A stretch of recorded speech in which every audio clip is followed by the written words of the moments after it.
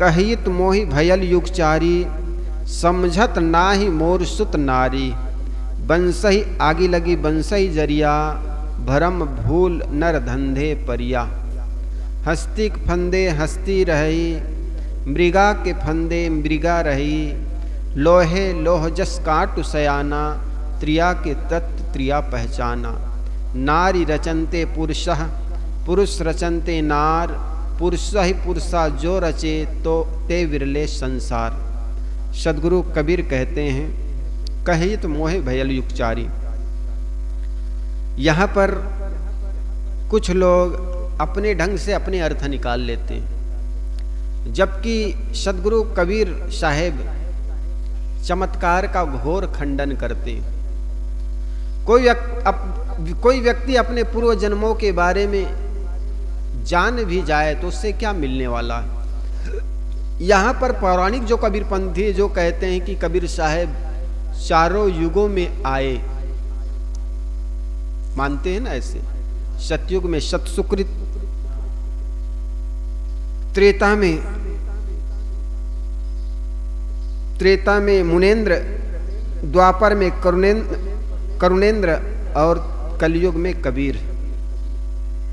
ये चारों युग में चार नाम से वे जन्म लेते हैं, अवतार लेते हैं, ऐसे मानते हैं। लेकिन सदगुरु कबीर जगह जगह पर चमत्कारों का खंडन करते हैं। यहां पर कहित मोहि युगल भय, कहित मोहि भयल युगचारी का अर्थ है मुझ जैसे, मेरे जैसे ज्ञानी, मेरे जैसे विद्वान, मेरे जैसे समाज सुधारक, मेरे जैसे कहने वाले हर युग में आए। अच्छे लोग अच्छे युग में होते, हर युग में होते हैं। मार्गदर्शन हर युग में रहा है। कभी बुद्ध आए, कभी कबीर आए, कभी महावीर आए, कभी पेरियार आए, तो कभी अंबेडकर आए। सारे महापुरुष समय समय से आते रहे। इसलिए सदगुरु कबीर जो कहते हैं, कहित मोहि भयल युगचारी का अर्थ है यहाँ पर होता है कि मेरे जैसे लोग समय समय से चारों युगों में हर समय आते रहे हैं। हर समय वीरों से, ज्ञानियों से ये धरती कभी खाली नहीं रही है। तो साहेब कहते हैं, कहित मोहि भयल युगचारी, समझत नाही मोर सुत नारी। और जो लोग ये मानते हैं कबीर साहेब गृहस्थ थे, उनके लिए यहाँ पर बड़ा सरल हो जाता। कहित मोहि भयल युगचारी, समझत नाही मोर सुत नारी। सुत कहते हैं पुत्र को और नारी कहते हैं पत्नी को। तो कबीर साहब कह रहे हैं कि देखो, कबीर साहब गृहस्थ थे, वे कह रहे हैं कि देखो मेरी पत्नी और बच्चे मेरी बात नहीं मानते। ये ऐसे अर्थ कर लेते। इसका मतलब क्या चारों युग में उनकी पत्नी और बच्चे थे क्या? इसलिए यहाँ पर प्रासंगिकता को देखते हुए यहाँ पर उनका अर्थ करना चाहिए। कहित मोहि भयल युगचारी का अर्थ है मेरे जैसे लोग, समाज सुधारक, समाज के मार्गदर्शक आते रहे और वे समझाते रहे।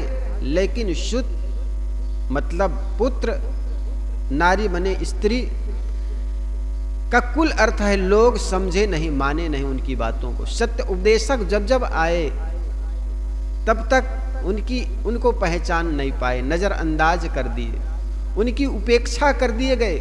और वे दुनिया से जब चले जाते हैं तो लोग उनको सिर से स्वीकारते कि वो तो अच्छे थे, हम समझ नहीं पाए।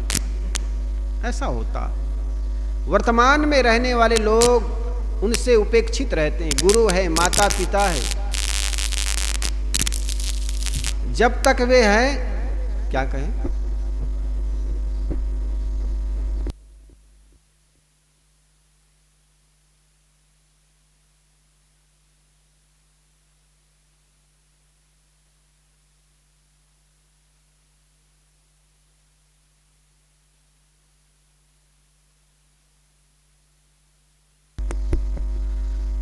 इसलिए साहब कहते हैं, कहित मोहि भयल युगचारी, समझत नाही मोर सुत नारी।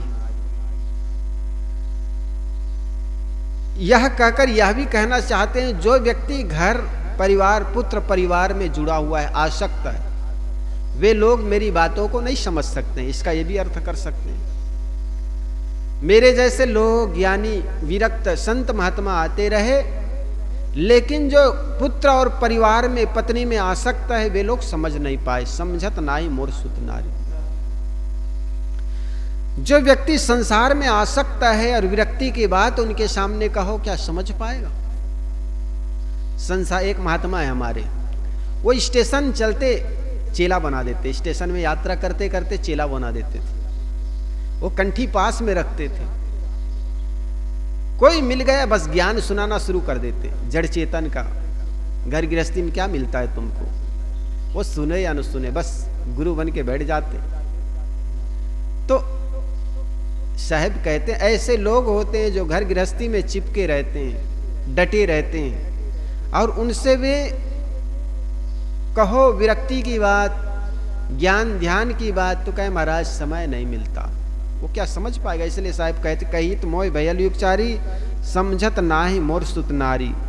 बंसही आगी लगी बंसही जरिया, भरम भूल नर धंधे परिया। जो व्यक्ति जिस चीज में चिपका हुआ है उससे वहां के बारे में बताओ तो उनको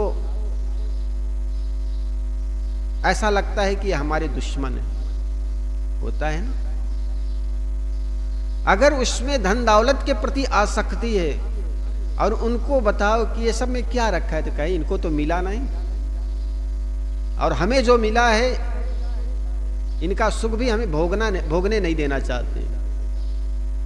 फिर आदमी सोचता है ये हमसे दुश्मनी रखता, इनको तो मिला नहीं। एक सूरदास थे, उनका एक मित्र आंख वाला थे, दोनों यात्रा कर रहे थे, राजस्थान की यात्रा थी, दिसंबर जनवरी की यात्रा थी। दिसंबर जनवरी में बहुत ठंडी पड़ती है, रेत की वजह से, बालू की वजह से। तो दोनों यात्रा कर रहे थे। सूरदास के पास एक डंडा था, डंडा टेढ़ा मेढ़ा था। यात्रा करते करते शाम होती, गांव में सो जाते। फिर यात्री दोनों यात्रा के लिए निकल जाते, सुबह होते। एक दिन की बात, गांव के बाहर उन दोनों को सोना पड़ा।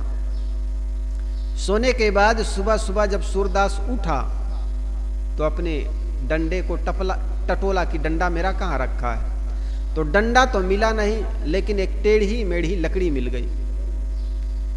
उन्होंने भगवान को बहुत धन्यवाद दिया, बहुत चिकनी थी, बड़ा ठंडा भी था, चिकना था, ठंडा भी था वो डंडा, लेकिन टेढ़ा था। उनको बड़ी प्रसन्नता हुई। भगवान ने चलो मेरे डंडा तो छीन लिए, कोई बात नहीं, लेकिन एक डंडा दे दिए।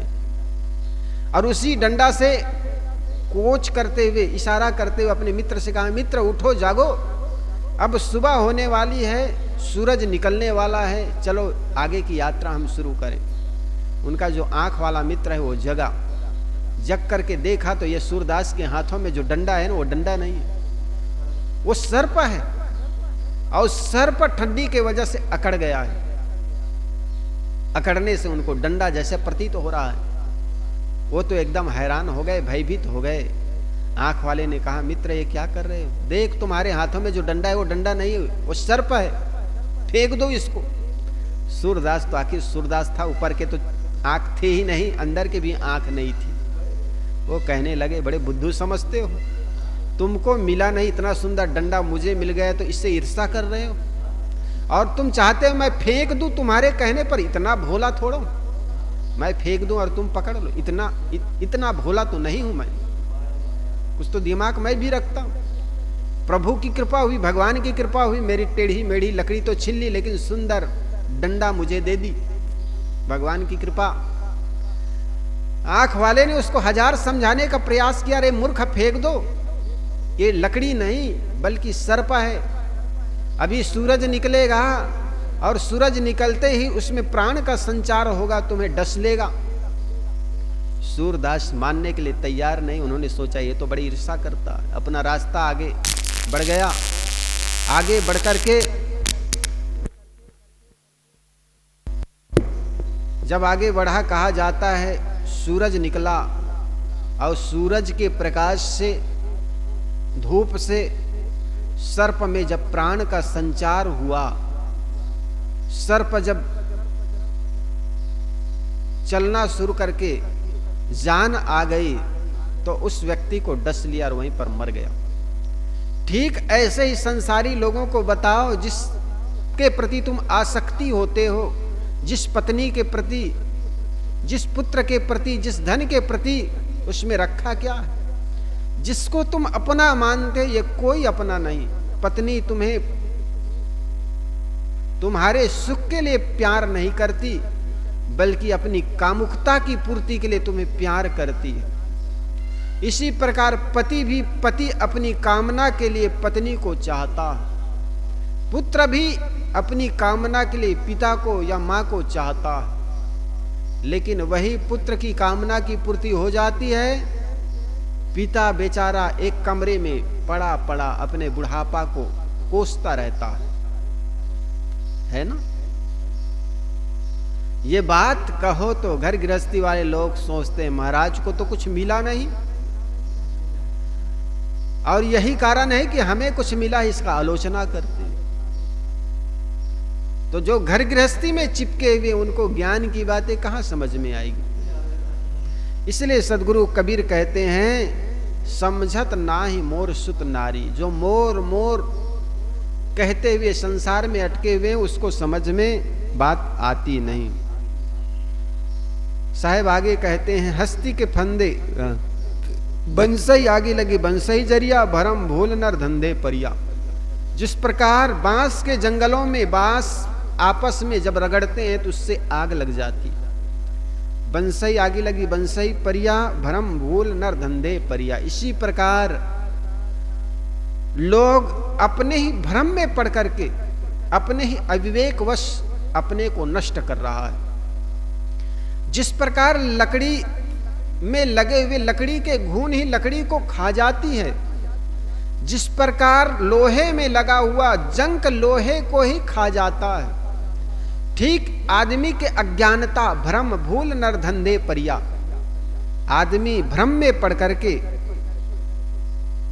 भ्रम भूल, भ्रम कहते हैं जो जैसा है उसको वैसा दिखाई ना पड़ना। जैसे रस्सी में सर्प का भ्रम हो जाता, और किसी किसी को सर्प में ही रस्सी का भ्रम हो जाता, इसी प्रकार ये संसार दुखालय है, उसमें सुख का भ्रम होना, यही तो भ्रम है।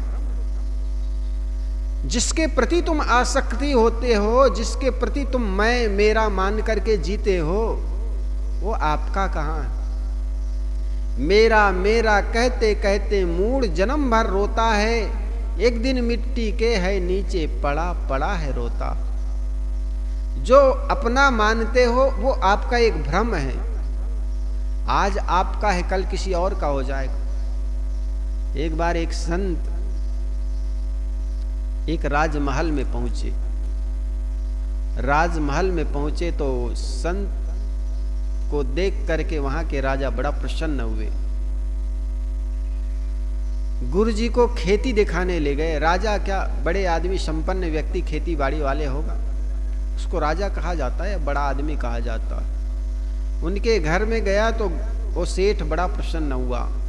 गुरुजी को अपने खेती बाड़ी दिखाने ले गए। खेतों में एक ऊंचा स्थान पर खड़ा होकर गुरुजी को यूं उंगली कर करके दिखाए, गुरुजी ये जो जमीन है, ये सारी जमीन मेरी अपनी है। गुरुजी ने कहा, बेटा आज से मैं 20 साल पहले आया था तो तुम्हारी पिताजी ने भी कहा था, गुरुजी ये जमीन सारी मेरी है। अच्छा, उसके पहले 40 साल पहले और आया था तो तुम्हारे दादाजी ने कहा था ये मेरी जमीन है। आज वे सारे मेरे मेरे मेरी मेरी कहने वाले कहां चले गए। जिसको हम अपना मानते हैं कब तक है। किसको अपना कहते हो, यहाँ कोई न तेरा अपना, माया की नगरी है जीवन एक सपना। उमा कहो सुन अनुभव अपना, सत हरि भजन जगत सब सपना। है ना। किसको अपना कहते हो, अपना मान करके जिसके प्रति चिपकते हो, जिनके प्रति आसक्ति होती है, जिनके प्रति तुम अपना स्वार्थ जोड़ते हो, जब वही चले जाते हैं ना तो आपको पीड़ा होता भी है। जिसको तुम अपना मान करके उनके प्रति आसक्ति बनाओगे, जमाओगे, वही तो दुख का कारण है। आदमी को दुख किस बात की मिलती है? क्योंकि उनका अपना स्वार्थ होता है। बड़ी लंबी चौड़ी आदमी आशा बनाए रहते हैं, और जिससे आप सुख की आशा करते हो वही दुख भी दे जाता है। जिसको आप कहते हो आपके जीवन में दुख है, वो सुख भी दे जाता है कई बार। ये आपके धारणाओं पर काम करते हैं। जैसे एक को आप हितचिंतक समझते हो, अपने मित्र मानते हो, वर्षों से महीनों से आप सोचते थे वो मित्र आता बहुत बच्चों के साथ खूब चर्चा करते हुए आए तो अच्छा होता। कभी वे आए, आप बड़े प्रसन्न होते हैं, खुश होते हैं, चलो आप आ गए, बहुत बढ़िया। बहुत दिनों से मन में था कि आप आए, बड़ा मन प्रसन्न हुआ। वो कहता है मित्र मैं तो इधर से गुजर रहा था इसलिए प्रवेश कर गया आपके घर में, मैं तो जा रहा हूं। तो अब आप कहते हैं मित्र आप आए बड़ा अच्छा लगा, लेकिन जा रहे हैं बड़ा दुख हो रहा है। कहे क्यों? क्योंकि सोचा था 2-4 दिन हम अपने साथ आपके साथ बिताएंगे, लेकिन जा रहे हो। तो वो कहता है वो कुछ काम छोड़ करके आया हूं, मुझे जाना ही पड़ेगा। तब आपको दुख होता। दूसरा आदमी जिससे आप घृणा करते हैं, आप सोचते कभी ना आए, अब वो आपके दरवाजे पर आ गए। ऊपर से तो आप कहते हैं मित्र आइए, आप ही के बारे में बच्चों के साथ, पत्नियों के साथ बातें हो रही थी कि वे आए, अभी बात हो रही थी, उनके सामने कहते हैं। लेकिन अंदर से मन होता है कि ये कहाँ से बवाल करने, हमारे समय को बर्बाद करने चला आया है। हमारा ये कीमती समय ये बर्बाद करेगा, कितने समय तक बैठा रहेगा पता नहीं। ऊपर से इनको चाय पिलाना पड़ेगा, मन में ये हो रहा है, दुख हो रहा है। लेकिन वो कहता है मित्र नहीं, मैं तो इधर से गुजर रहा था, आपको राम राम कर लूं करके चला आया, मैं तो जा रहा हूं। तब मन में प्रसन्न होता, अच्छा जाइए। ऊपर से तो कहते नहीं मित्र थोड़ा चाय पी करके जाइए, लेकिन अंदर से होता है ठीक है जाने दीजिए। तो जिसको आप मित्र कहते हो आते हैं तो आपको खुशी होती है, जाते हैं तो मन में दुख होता है। और जिसको आप शत्रु मानते हैं, बैरी मानते हो, वो आता है तो आपके मन में दुख होता है, लेकिन जाने लगता है तब खुशी होती है। ये सब आपके मन का ही खेल है। बाहर के चीजों को जिसको मैं और मेरा अपना मानते हो ना, ये चीज किसी की नहीं। संग चले सो धन है, संगी छूट जाए सो माया। जो आपके साथ चले वही धन है, और ये सब तो छूटने वाला है। इसलिए अपने स्वरूप को समझो। बाहर से जो भी मिलता है वो सब छूट जाता है। इसलिए गोस्वामी तुलसीदास जी महाराज ने कहा, गो गोचर जहां लग मन जाई, सो सब माया जानो भाई। गो अर्थात गो इंद्रियां जहां लगती है, बाहर दौड़ती, वो सब माया। इसलिए तुम्हारे परमात्मा तुमसे कभी दूर नहीं है। साहब आगे लिखते हैं, हस्ती के फंदे हस्ती रही, मृगा के फंदे मृगा रही, लोहे लोह जस कांटू सयाना, त्रिया के तत्व त्रिया पहचाना। यहाँ सारे उदाहरण दे करके क्या कहना चाहते जानते हो? बंसे के पंसे बंसई आगी लगी बंसई जरिया, भरम भूल नर धंधे परिया। हस्ती फंदे हस्ती रही, मृगा के फंदे मृगा रही, लोहे लोह जस कांटू सयाना, त्रिया के तत्व त्रिया पहचाना। हस्ती फंसाने वाले, हाथी को फंसाने वाले करता क्या? एक सीखा हुआ हाथी को ले जाते हैं, है ना? और सीखा हुआ हाथी से ही हाथी को फंसाया जा सकता। जहां पर हाथी नहीं होते वहां पर हाथी का एक बिगुरचा बनाए जाते हैं। बिगुरचा मतलब हाथी जैसा ही एक कागज का, पुट्ठा का, लकड़ी का। पहले उसको गड्ढे खोद दिए जाते हैं और खोद करके उसके ऊपर लकड़ी बिछा दिए जाते हैं। नीचे तो गड्ढा, ऊपर लकड़ी, और उसी के ऊपर एक हाथनी का चित्र बना देते, फोटो मूर्ति बना देते हैं लकड़ी फट्टा का। और वो हाथी असली हाथी समझ करके जैसे उस पर उनके पास आता है तो उस गड्ढे में हाथी गिर जाता है। इसी प्रकार मृगा के फंदे मृगा रही। मृगा को फंसाने के लिए मृगा का ही प्रयोग किया जाता। सुरीली आवाज सुन करके मृगा दौड़े चले आते हैं। वो समझता है कोई मृगा इधर है और उधर आकर के वे फंस जाते हैं। इसी प्रकार सदगुरु कबीर कहते हैं जो चालाक लोग हैं, होशियार लोग, वो लोहा से ही लोहा को काटता है, गर्म लोहा को काटने के लिए ठंडा लोहा का प्रयोग करते हैं। इसी प्रकार कुबड़े जो स्त्रियां होती है, वे विचार जो स्त्रियां होती है, वो सदाचार स्त्रियों को भी फंसा लेती है। त्रिया के तत्व त्रिया पहचाना, क्योंकि स्त्री के जो तत्व है वो स्त्रियों को पहचान लेती है। इस प्रकार सदगुरु कबीर कहते हैं कि किस प्रकार स्त्रियां अन्य स्त्रियों को फंसाने में का ही हाथ होता है। ये सब बता करके साहब कहना चाहते हैं कि किस प्रकार आदमी भ्रमभूल में अपने ही, जिस प्रकार लकड़ी का घुन ही खा जाता है, लोहे के जंक ही लोहे को खा लेता है, इसी प्रकार घर की भेदिया ही घर के बर्बादी का कारण बनता है। इसलिए घर का भेदिया लंका डाहे, विभीषण घर का भेदिया बन गया। इस भारत भूमि के जितने भी इतिहास देखिए आप, कंस अपने ही पिता को जेल में डाल दिया। इसी प्रकार राजा दशरथ को भी अपने प्रिय पत्नी कैकेयी द्वारा मरणांतक कष्ट हुआ। अपने ही भाई विभीषण द्वारा शत्रु पक्ष को भेद देने से रावण का विध्वंस हुआ। घर की भेदिया लंका डाहे कहावत हो गई। प्रचलित धारणा अनुसार राजा जयचंद विदेशियों से मिलकर देश का घातक हुआ। बादशाह शाहजहां अपने ही पुत्र औरंगजेब द्वारा जेल में डाला गया, है ना। शाहजहां के लिए कहा जाता है उनका पुत्र औरंगजेब था। औरंगजेब अपने पिता के लिए उतना ही पानी देते थे जितना वो दिन भर का काम चल सके। गर्मी का दिन आया, मटका तो बड़ा था लेकिन उस मटका से पानी निकाल देते थे, थोड़ा छेद कर दिया था ताकि ज्यादा पानी ना भर सके। उनको जाकर के उनको जो सेवक में रखा गया था सेवा करने में के लिए, उनको कहा कि राजा से कह दीजिए थोड़ा पानी बढ़ा दीजिए। अपने पुत्र को ही कहा। शाहजहां ने कहा अपने पुत्र के पास सूचना भेजी कि लड़का को कहना, पुत्र को कहना, राजा को कहना कि पानी को थोड़ा बढ़ा दीजिए। तो कहा जाता है